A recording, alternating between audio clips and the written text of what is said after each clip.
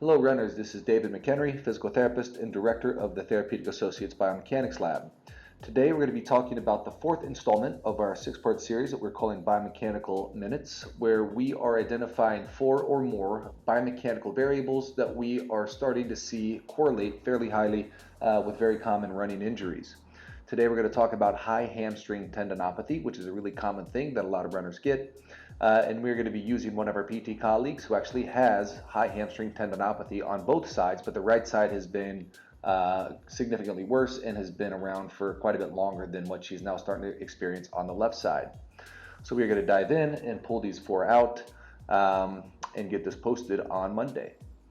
So the first biomechanical variable that we're going to talk about, and we're going to talk about 2 at the same time.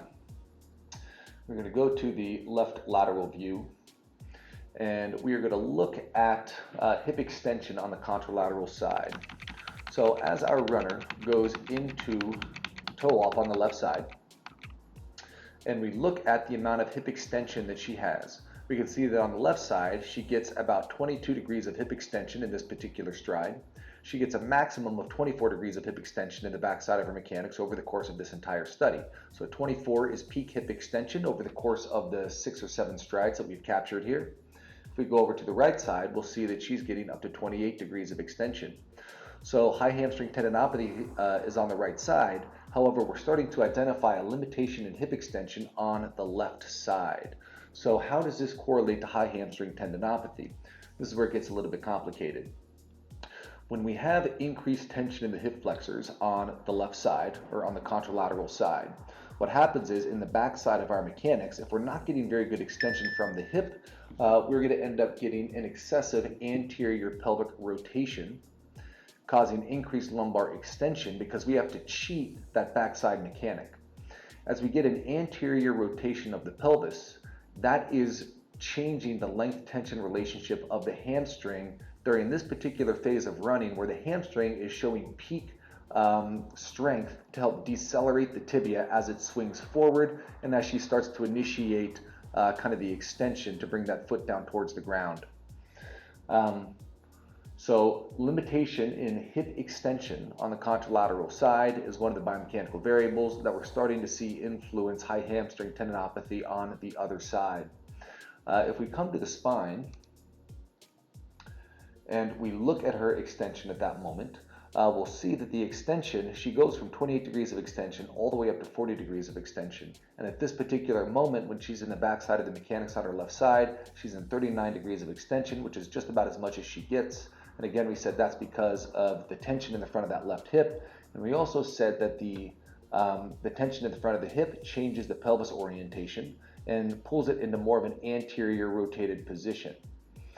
And that's what we're seeing here. Over the course of the study, she goes from 18 degrees of anterior rotation to a maximum of 26 degrees of anterior rotation. That's a total excursion of 8 degrees. We don't want to see much more than about 5 or 6 degrees of total excursion.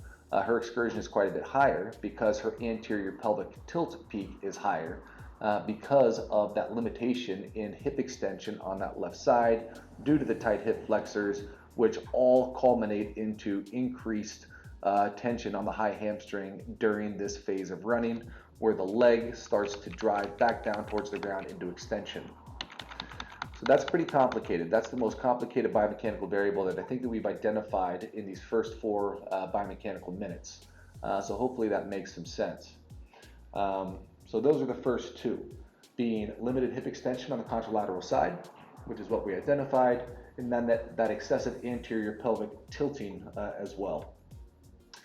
Next thing we're going to look at, we're going to go to the right side. This is the side that she has the high hamstring tendinopathy.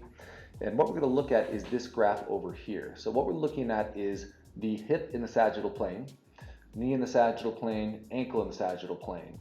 So 0 represents if the hip is directly underneath her. So 0 would be right at about mid-stance. So this is almost 0. She's at 3 degrees. So that would be a neutral hip. Everything north of that is hip flexion. So this peak right here would be peak hip flexion at this particular stride, which is about 32 degrees of hip flexion. And then down here would be peak hip extension. So that represents the backside of our mechanics, right about there. So what happens in our runners is or what should happen rather, is as they initiate extension from this position for peak hip flexion, extension should continue all the way through toe off. What that looks like if she had a healthy hip is that as she makes initial contact right about here, the rate of extension would slow down a little bit, but extension would continue. And then as she gets her foot underneath her in the mid stance, then extension starts to re-accelerate all the way through toe off. But what we see here with our patient is we have these little ski jumps. So those little ski jumps represent a hip flexion moment. So let's go back to this one because it's very obvious. And we'll go through that frame by frame. So here she is in peak hip flexion on the right side. As we go forward, we're going to see that hip flexion number starts to decrease, representing that she's going into extension. This number might be pretty hard for you to see if you're using an iPhone or an iPad. So we're going to come down here and look at the number here. So this is the same hip angle in the sagittal plane. So as we go forward, we're going to see that that number decreases. She's at 31, 30, 28, 26, 25, 23, 21, 19. So she's extending the hip. We're going to continue to go 18, 16, and she's about to make initial contact. Hip is at 16 degrees of flexion, and then she goes to 6. So she's still at 16 as she makes initial contact. Then she is still at 16, making initial contact. Then she goes to 18 immediately. So she gains 2 degrees of hip flexion as she's making initial contact. One more slide, she goes up to 19 degrees. So the hip is still flexing. We go one more slide, and then she goes back to 16. So that hip flexion moment, and again, as she makes initial contact, the weight of her body is forcing the hip into a little bit of flexion before she then starts to reinitiate extension. During that moment, there is a very high eccentric load being placed on that hamstring, which is one of the variables that we're starting to identify correlates with high hamstring tendinopathy. Tendons and tissues don't like very high rates and very high amounts of eccentric loading. So if we think about taking anywhere between 80 to 90 foot strikes per minute over the course of an hour run, then that is a lot of really high velocity eccentric loading because of that hip flexion moment during initial contact. Last thing that we are going to identify is spinal rotation. So what we know is that as the runner goes into right toe off, the spine is going into left rotation, and we can kind of visualize that here. So as we go from mid stance to toe off, we'll see the spine is going into left rotation.